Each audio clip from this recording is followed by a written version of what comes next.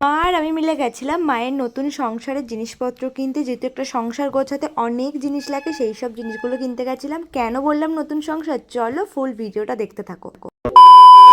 Everyone, কেমন আছো সবাই? আশা করি সবাই অনেক ভালো আছো, আমরাও খুব ভালো আছি। চলো, আজকে আমি বহুদিন বাদে মায়ের সাথে বেরিয়েছিলাম, বলতে পারো ছোট্ট একটা আউটিং ছিল মায়ের সাথে আমার।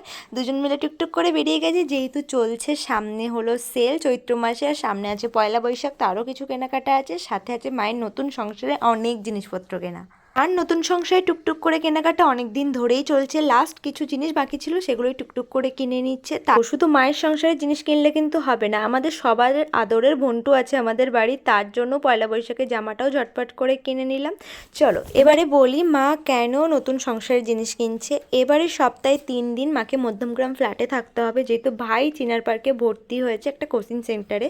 সেহেতু বসিরহাট থেকে যাতায়াত করাটা সবসময় মা ভাইয়ের পক্ষে সম্ভব না, বিশেষ করে সপ্তাহে 3টে দিন, আর ভাইয়ের ক্লাস থাকে 9:30 থেকে, সেহেতু তার আগের দিন করে গিয়ে ফ্ল্যাটে থাকতে হবে, থেকে 3 দিন ক্লাস করে আসতে হবে। এবার 3 দিন হলেও একটা সংসার না, সপ্তাহে 3টে দিন করে মানে বেশ মানে ব্যাপার একটা।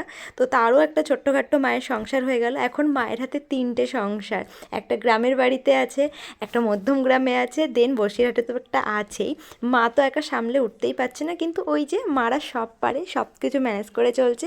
আর মার যেহেতু এখন প্রচুর ট্রেনে যাতায়াত করতে হবে, সেহেতু মায়ের গরমের জন্য সুন্দর কটনের কুর্তি সেটও কিনে নিয়েছে। ওই যে বললাম যে সপ্তাহে 3টে দিন করে ক্লাস চিনার পার্কে, এবার বসিরহাট টু চিনার পার্ক যাতায়াতটা বেশ কষ্টকর ব্যাপার, যেটা সম্ভবই না আমার ভাই বা আমার মায়ের দ্বারা, সেহেতু আগের দিন করে গিয়ে থাকতে হবে, প্লাস ওখানে থেকে ক্লাস করতে হবে।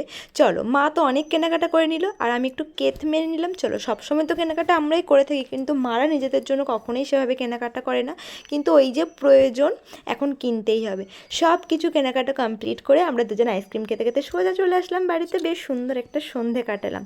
চলো, ভিডিওটা কেমন লাগলো অবশ্যই জানিয়ে, ভালো লাগলে অবশ্যই লাইক কমেন্ট শেয়ার করতে একদমই ভুলো না, আর খুব তাড়াতাড়ি দেখা হবে নেক্সট একটা ভিডিওতে। টাটা।